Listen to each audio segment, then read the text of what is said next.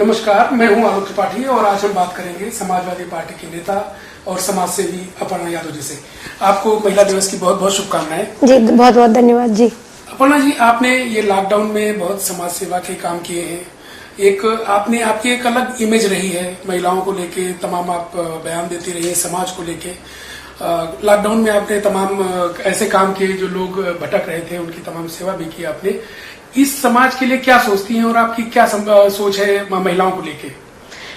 मुझे लगता है कि महिला के बिना ये जगत ही अधूरा है और दोनों ही महिला पुरुष जो है दोनों बहुत अहम भूमिका निभाते हैं।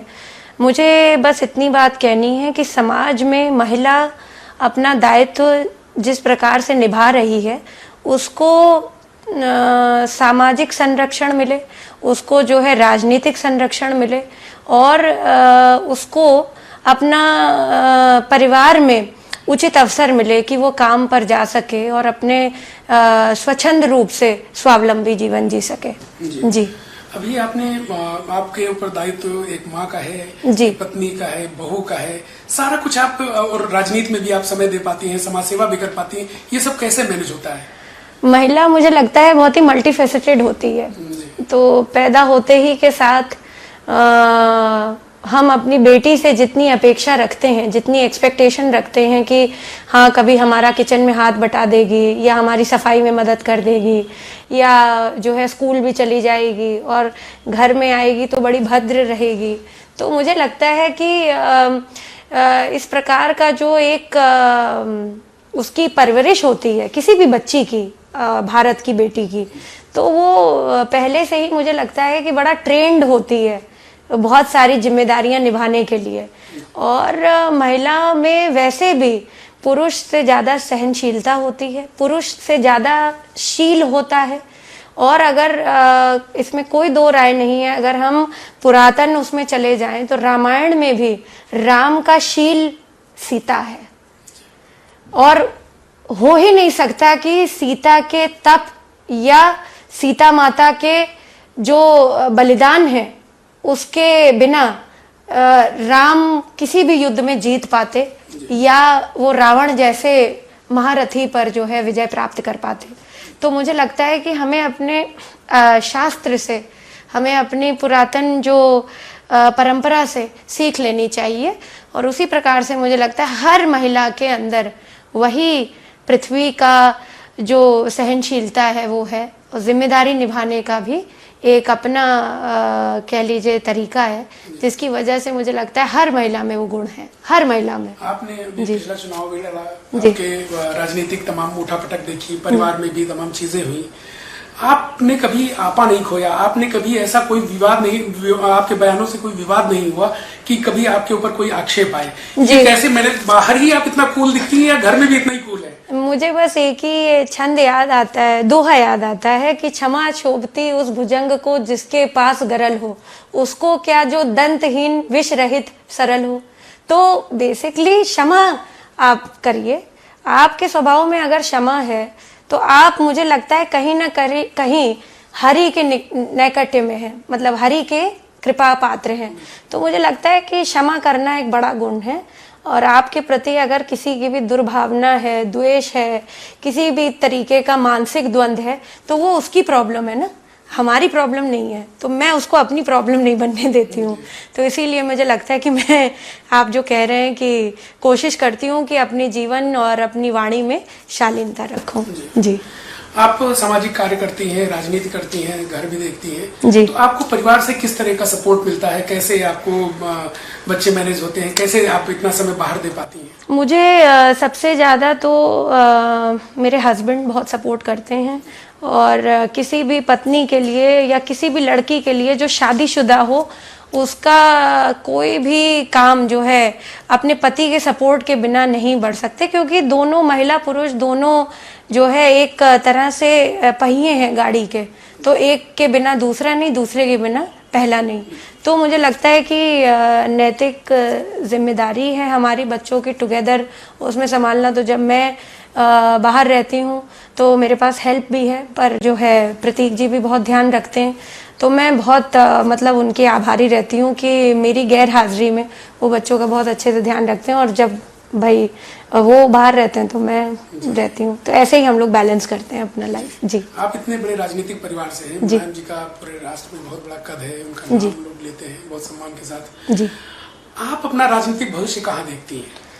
मैं अपना राजनीतिक भविष्य, मुझे लगता है कि नेताजी के आशीर्वाद से कुछ अच्छा ही देखती हूँ अभी तक तो, क्योंकि मुझे लगता है कि नेताजी एक वटवृक्ष समान है, एक ऐसे अपने आप में एक बहुत बड़े आइडियोलॉजी हैं, और जिस प्रकार से समाजवाद के साथ उन्होंने सच्चाई के साथ एक संगठन शुरू किया और अपना पूरा जीवन उसके लिए लगा दिया, और अभी तक उसी का झंडा उठा करके रखा हुआ है और बुलंद किया हुआ है। तो मुझे लगता है वही मेरे राजनीतिक गुरु हैं, और उन्हीं से मैंने सीखा है कि हमेशा 3 बातों पे ध्यान रखें कि पर्चा, चर्चा, खर्चा, ये चीज़ हमेशा जो है याद रखें, गांठ बांध ले। किसी को भी जिसको राजनीति में बढ़ना है आगे, वो इन चीज़ों को अपने आप में शामिल कर लेगा और सच्चाई के साथ आगे बढ़े। ये नहीं कि आप जो है सिर्फ इसलिए आना चाहते हैं कि आपको नेम फेम मिलेगा। ये एक पार्ट है आपके काम का। कोई भी काम आप करेंगे, अगर आप उसको ईमानदारी के साथ करते हैं, लोग अपने आप उसको पहचानने लगते हैं, क्योंकि वो उसी के अंदर उस प्रकार का तत्व पैदा होने लगता है कि लोग उसकी तरफ आकर्षित होने लगते हैं। तो मुझे लगता है नेताजी मुझे यही सिखाते हैं। तो उस हिसाब से मुझे लगता है कि राजनीतिक भविष्य जो भी होगा अच्छा ही होगा। जी, सपा और प्रसपा दोनों ही आपकी पार्टियां हैं, आपके परिवार के दोनों सदस्य हैं, जी, अखिलेश जी हो या शिवपाल जी, जी, मुझे लगता है या लोगों को ऐसा लगता है कि कहीं सपा और प्रसपा के बीच में आप फंसी हुई सी हैं, या कहीं आपको दुविधा है कोई? देखिए, सपा और प्रसपा के बीच में फंसे होने की कोई बात ही नहीं है। दोनों आइडियोलॉजी समाजवाद से ही निकली हैं, और जब जिस प्रकार का द्वंद्व हुआ, जिस प्रकार का क्लेश हुआ 2016 के समय, 2017 में भी इलेक्शंस के दौरान, ये सबको पता है। और आप भी जुड़े हुए हैं मीडिया से, आप वरिष्ठ पत्रकार हैं, तो आपको भी पता ही है कि क्या घटनाक्रम हुआ। उस पे विवेचना न करते हुए मुझे लगता है कि दोनों लोगों ने अपनी अपनी राह चुन ली और समाजवाद को ही आगे बढ़ाने का काम किया है। तो चाहे वो इधर चाचा जी का हो, सवाल यही चाहे है कि आपने कौन सी राह चुनी? मैं तो नेताजी के साथ हूँ, और नेताजी जहाँ पे रहेंगे मैं उन्हीं के साथ रहूंगी। जैसा कहेंगे अपर्णा यादव वही करेगी। और नेताजी कहाँ है? नेताजी समाजवादी पार्टी के संरक्षक है। जी, एक सवाल मैं ये जानना चाह रहा था आपसे कि लोग 5 साल का वक्त चला गया है, भारतीय जनता पार्टी सरकार में है, अभी 2022 में चुनाव आने जा रहे हैं। लोगों को एक ये जनता के लिए भी अच्छा होता है कि एक मजबूत विपक्ष हो, और समाजवादी पार्टी की जो स्थिति है, पिछली बार गठबंधन बसपा से हुआ, जो उसके फिर टूटा भी। अभी अगले चुनाव के लिए जो स्थितियां हैं समाजवादी पार्टी की, और जो अंदर खाने में अभी तक भी परिवार में एका नहीं हो पाया है, इसका क्या लगता है आपको, चुनाव में क्या असर रहेगा? देखिए, मुझे लगता है कि पिछले भी चुनावों में जिस प्रकार से जो आपसी कलेश हुआ पारिवारिक लोगों के बीच में, उससे बहुत ज़्यादा हमारे पूरे पार्टी का काडर बहुत अफेक्ट हुआ, और कई परिवार जो समाजवादी पार्टी से जुड़े हुए थे, उनके भी मानसिक रूप से उनको बहुत मुझे लगता है कि चोट पहुंची इस झगड़े के वजह से, और जो टूटन की स्थिति पैदा हुई, जो विस्फोटक स्थिति पैदा हुई, उसकी वजह से हम चुनाव का परिणाम हारे। अब बाकी जो चीज़ें हैं आगे क्या होता है, मुझे लगता है राष्ट्रीय अध्यक्ष जो हैं वो अपना निर्णय लें, और उसके जो भी देखिए अच्छा निर्णय होगा उसके सकारात्मक जो है नतीजे मिलेंगे, और अगर किसी भी तरीके से गलत निर्णय होते हैं तो उसके नकारात्मक रिजल्ट्स आते हैं। तो मुझे लगता है कि हमें निर्णय क्या करने हैं सबके साथ बैठ करके करें, और मशवरा करें सबसे कि क्या चीज़ें सही हैं, क्या चीज़ें गलत हैं, कहाँ हम लोग स्ट्रॉन्ग हैं, कहाँ हम लोग बहुत वीक हो रहे हैं।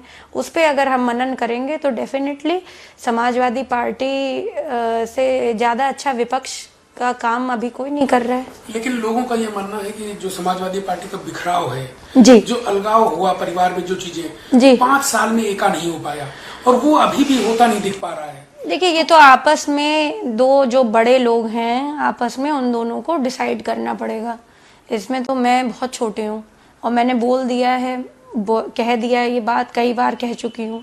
मीडिया से भी मुखातिब होती हूँ तो यही बात कहती हूँ कि दोनों लोग एक हो जाएं। अब मगर अगर उनका मन नहीं है, आपस में वैचारिक मतैक्यता नहीं है उनके, तो मुझे नहीं लगता कि फिर ये सारी चीज़ें जो हम बोल रहे हैं वो हों। मगर मैं पर्सनली चाहती हूँ कि दोनों एक हो जाएं। एकजुटता में ही जो है मुझे लगता है कि हमारी ताकत है और आदरणीय नेताजी भी यही चाहते हैं। जिस चुनाव में आप मैदान में आएंगी? मेरा मन है, पर जैसा नेताजी कहेंगे मैं वैसा करूँगी। जी। अक्सर ये कई बार देखा गया है कि आप मोदी जी की प्रशंसा करती हैं, जी। ये सवाल भी आपसे अक्सर होते ही है, लेकिन आप अपनी राय रखने में कभी बहुत बेबाक रही हैं। आपको लगता है जो सही वो फिर आप सही बोलती हैं। इससे कभी आपको ऐसा लगता है कि बाहर आपने बयान दे दिया और घर में आके आपको कई बार पहले लगा था मुझे, और कई बार मुझे इसके लिए काफी कुछ कहा सुना भी गया। पर मैं यही बात कहूंगी बार बार कि देखिए, आप सच को कई दिन तक आप नहीं छुपा सकते हैं। और इसका परिणाम ये हुआ कि आदरणीय नेताजी ने भारी लोकसभा में फिर से प्रधानमंत्री जी को आशीर्वाद दिया कि वो दोबारा प्रधानमंत्री बने, और उनका ये आशीर्वाद फलित भी हुआ। तो मुझे लगता है कि जो पहले मुझे नकारा गया कि भाई ये चीज़ तुमने शायद गलत बोल दी या ज़्यादा बोल दी, वो बाद में शायद अप्रिशिएट हुई और उसी की वजह से फलस्वरूप देखिए नेताजी ने भी ये बात बोली। तो मुझे लगता है कि जो सही चीज़ होती है उसको एक्सेप्ट कर लेना चाहिए, और आदरणीय प्रधानमंत्री जी की दूरगामी सोच है, ऐसा मेरा मानना है। और ऐसा मुझे लगता है बहुत से देश के लोगों का मानना है, बहुत सारे लोगों का विश्वास है आदरणीय प्रधानमंत्री जी में। और मोदी जी जिस प्रकार से कोरोना के समय जिस प्रकार से वैक्सीन देना या वैक्सीन को डेवलप करवाना उस पे लगे, मुझे लगता है कि पूरे विश्व पे भारत छा गया। और एक जो है आप कह लीजिए कि कोरोना काल में जो एक हीरो बन के उभरे, मुझे लगता है प्रधानमंत्री जी, तो इसमें कोई दो राय नहीं है कि भाई वो हमारे भारत के प्रधानमंत्री हैं। तो मुझे लगता है कि जो इस प्रकार के महान लोग हैं उनको किसी पार्टी विशेष से ही जोड़ करके नहीं देखना चाहिए। अभी वो एक गरिमामय पोस्ट पर हैं और हर भारतीय के प्रधानमंत्री हों, वो बसपा के हों तो भी हमारे प्रधानमंत्री हम कहलाएंगे, अगर हम सपा से हैं तब भी वो हमारे प्रधानमंत्री कहलाएंगे, अगर हम भाजपा से हैं तब भी वो हमारे प्रधानमंत्री कहलाएंगे। इसका मतलब है कि कोई भी पार्टी से आप हैं मगर प्रधानमंत्री जी मोदी हैं। तो मोदी जी का मैं बहुत रिस्पेक्ट करती हूँ, और उन्होंने काम भी इस प्रकार से किए हैं कि विश्व पटल पर उनकी पहचान है अपने बलबूते पे। जी। हाल में आपका एक फोटो वायरल हुआ, आपने खुद ट्वीट किया था, मंदिर आंदोलन, मंदिर के लिए निर्माण के लिए आपने किया था राशि। जी। कुछ तमाम सपा के लोगों को ये चीज पसंद नहीं आई कि दान हम गुप्त भी कर सकते थे, ये फोटो जारी करने की क्या जरूरत? जी जी जी। तो इस पे आप क्या कहना चाहिए? देखिए, दान मेरी स्वेच्छा से मैंने दिया, मैंने किसी से इसके बारे में, मुझे नहीं लगता है कि बहुत ज्यादा, धर्म एक मेरा अपना विषय है। और अगर मेरा मन था फोटो जारी करने का, पहली बात तो मैंने नहीं, ये न्यूज़ वालों ने पहले जारी कर दी थी। ये सारे हमारे जो मेरे को मुझे लगता है कि मीडिया भाई बहन इतना प्यार करते, इतना प्रेम रहता है, आप लोगों का इतना आशीर्वाद रहता है कि वो खुद ही अपने आप स्वतः ही जारी होता है। और उसी के बाद फिर मैंने वो रीशेयर कर ली है फोटोग्राफ। तो मैं पहली बात तो ये क्लियर करना चाहती हूँ, और दूसरी बात है, दान मैंने अपनी स्वेच्छा से किया। मुझे लगता है कि राम मेरे इष्ट हैं और राम भारत का चरित्र है। राम किसी एक प्रांत या किसी एक संगठन का नहीं है, राम सबके हैं। और जो सनातन परंपरा से जुड़ा हुआ है, राम परम वैष्णव है। तो उसके लिए तो भाई हमारे इतने सदियों से चले आ रहे हैं, राम मंदिर के बारे में हम हर समय चर्चा का विषय बना रहे थे, कितने लोगों ने उसके लिए जान दे दी। तो अब अगर राम मंदिर बन रहा है तो हम उसके लिए अपना ऐतिहासिक कदम क्यों नहीं बढ़ा रहे? तो सबको इतिहास रचने का मौका मिल रहा है।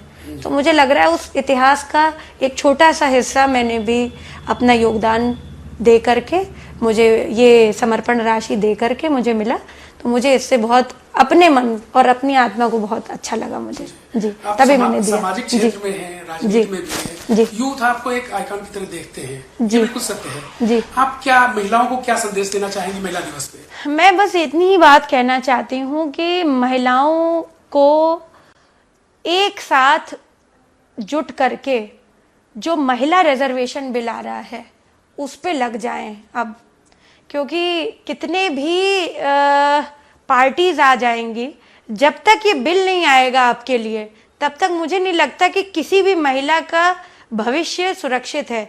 मैं ये भी चाहती हूँ कि सामान्य सीटों पर महिलाएं लड़ें या सामान्य जो उनके लिए जॉब अपॉर्चुनिटीज़ हैं उसमें ज़रूर जाएं। मैं बिल्कुल ये नहीं कह रही हूँ कि आप बिल्कुल जो है चैलेंज्ड हैं या अभी परिस्थिति ठीक नहीं है, मगर इस बिल के आ जाने के बाद जो शक्ति, जो वर्चस्व महिलाओं को मिलेगा, चाहे वो 33% का ही हो, आप स्वभाव में, आप आधार में, आप उस पूरे सिस्टम में चेंज देखेंगे। जैसे ही वुमेन पार्टिसिपेशन बढ़ेगा, मुझे लगता है हर इंस्टीट्यूशन ज़्यादा मदरली हो जाएगा, ज़्यादा मुझे लगता है एक तरह से अंडरस्टैंडिंग हो जाएगा। और आप देखिए ना, जिन कंट्रीज़ ने महिलाओं को आगे बढ़ाया, जिन कंट्रीज ने आगे लीडरशिप में रखा महिलाओं को, कोई भी कंट्री उठा लीजिए वेस्ट की, आज वो देश कहाँ है, आज वो देश कितनी उन्नति कर रहे हैं। क्योंकि महिला जिस प्रकार से देखिए, कोई भी बंगला होता है तो या कोई भी छोटा सा भी घर है, उसको घर कौन बनाता है? बिल्कुल महिला ही बनाती है। पुरुष तो देखिए अपना घर खरीद करके दे देंगे, मगर वहाँ फनूस लगाना, वहाँ कैसे कुर्सी रखनी है, कैसे जो है बिस्तर लगाना है, किस प्रकार की किचन होनी चाहिए, वो सब महिला तय करती है। एक गरीब से घर में आप चले जाइए और वहाँ की महिला अगर सुगढ़ हो तो देखिए वो गरीब की झोपड़ी भी बहुत सुंदर लगेगी, साफ सुथरी लगेगी। मगर वही अगर आप देखिए जहाँ पे पुरुष हैं तो वो उस बात पे ध्यान नहीं देते।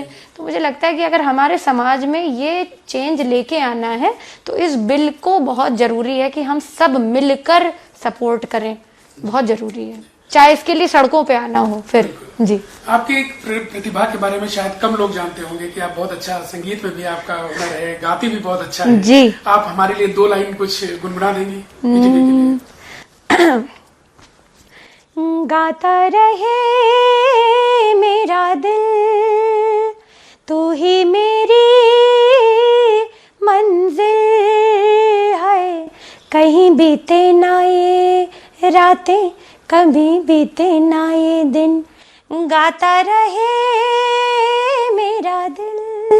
बहुत बहुत धन्यवाद आपका अपर्णा जी। बहुत धन्यवाद अपर्णा यादव जी, कैमरामैन धीरज के साथ आलोक त्रिपाठी, ईटीवी भारत।